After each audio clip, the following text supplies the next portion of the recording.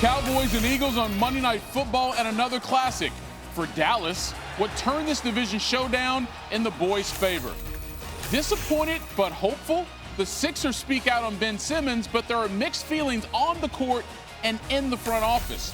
And riding 16 straight dubs, Adam Wainwright joined us on the Cardinals' simple strategy and streak superstitions. Got a couple of guys with some holes in their drawers. These hips don't lie. I'm like Shakira.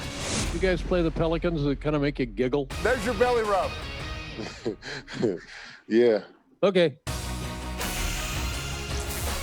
Yeah, and that's how we get it started on a fresh edition of SportsCenter with John Anderson. I'm Michael Leeds. You know, it feels as if the NFC East has given us more storylines than wins over the last few years. True. And Monday night, the Cowboys and Eagles had plenty of the former going in and coming out of their Week 3 matchup. Pretty sure they straightened out the division hierarchy, though, even though we haven't hit October yet.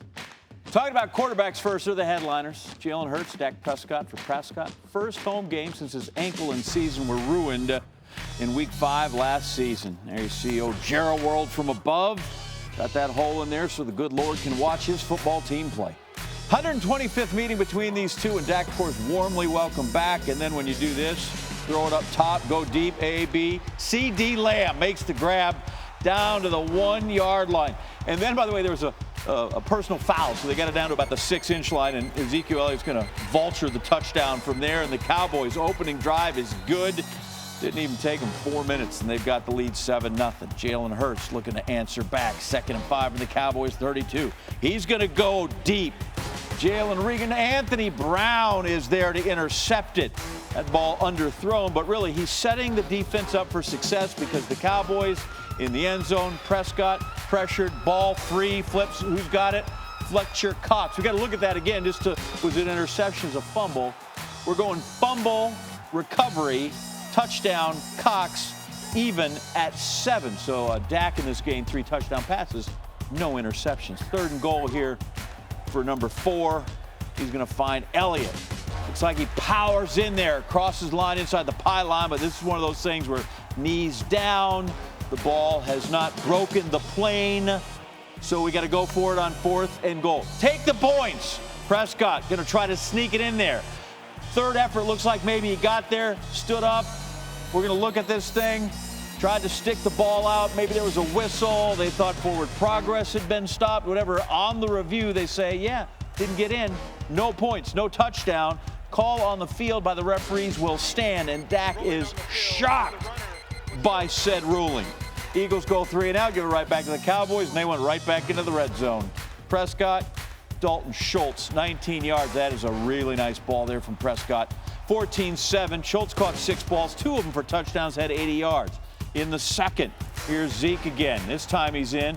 19 carries, 95 yards, the 2 scores. He's strong. Cowboys led 20-7 into the 3rd quarter now. Hurts looking for Devonta Smith falls down, and Trayvon Diggs is there. First off, he had him called. He covered great, but when the wide receiver falls down, that's easy pickings. There you see Smith. Nothing to do with it. Diggs, good hands all the way. Pick 6. Cowboys up 27-7. The route was on. Never really close in this thing. Cowboys in control the whole way. Prescott, what are we going to do? I'm going to run. Get down. It's 3rd and goal. I can see you make the effort, but still, get down. All right, 4th and goal. We're going to try this again. Prescott, I'll handle this. We're not running. I'm going to zing one in there. Buys time, directs traffic. Cedric Wilson all alone, got the feet down. Good work there. Cowboys at that point up 34-14. They're going to win the game 41-21. Here are the guys in charge of the whole operation. Definitely just appreciation and gratitude. I mean, just thankful for just the opportunity to be back out there, doing what I love and doing it here in AT&T in front of the fans with my teammates. With an atmosphere like this, first home game, it was special. It was definitely special. And as I said, usually the national anthem or pregame is the moments that I take in, and that was definitely one of them. But, yeah, just thankful for everything that I've been through and got me back to this point.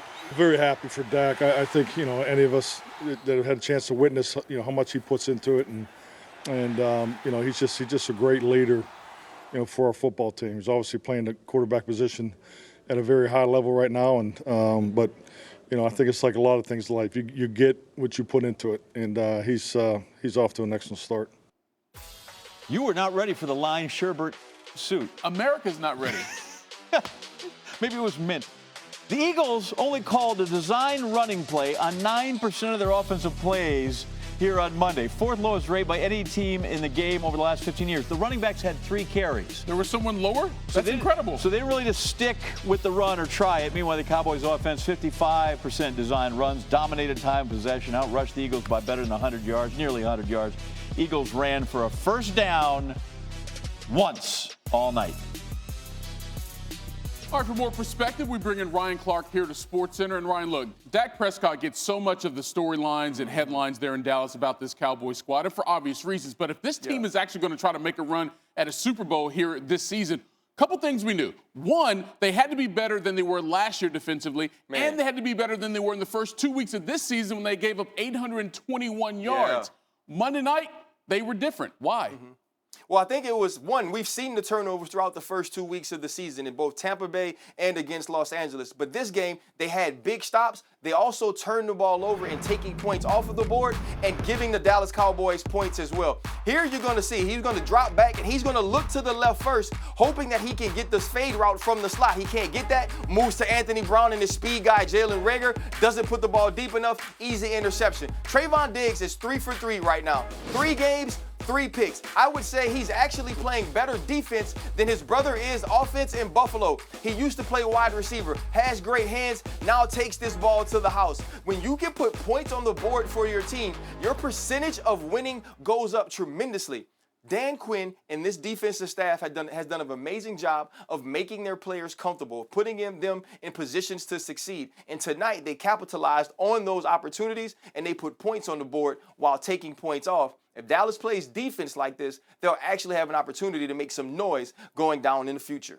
All right, so I mentioned Dak. I didn't ask you about Dak. I'm going to mention Dak again, but I'm not going to ask you about him because he did his thing, right? He did his thing. We good there. Right. But how about the Cowboys' commitment to running the football? It felt like 1984 watching this game at times. No, and this is what you had to have. Think about week 1 when Dak Prescott throws the ball for 60 times. Right. And he has all of these stats, but they don't win. The last 2 weeks, you get Ezekiel Elliott and Tony Pollard involved, and you have a 2-headed monster at the running back position that is absolutely complementary. Ezekiel Elliott with power football, running over dudes, acting like they're trying to keep him from going to Cabo, and nobody stops Zeke from going to Cabo. He is punishing people down the football field, making the type of runs that adds physicality to your team, and then on the outside, you have Tony Pollard. I call him the juice man. He's out in Atlanta hanging with Gucci, and he makes the huge plays. Both of these guys average over 5.5 yards a carry tonight, and that is huge because now you get into the play-action game with Amari Cooper and CeeDee Lamb. Add Schultz to that. This was a great night to be a Dallas Cowboy fan, and actually a great night to be a Cowboy.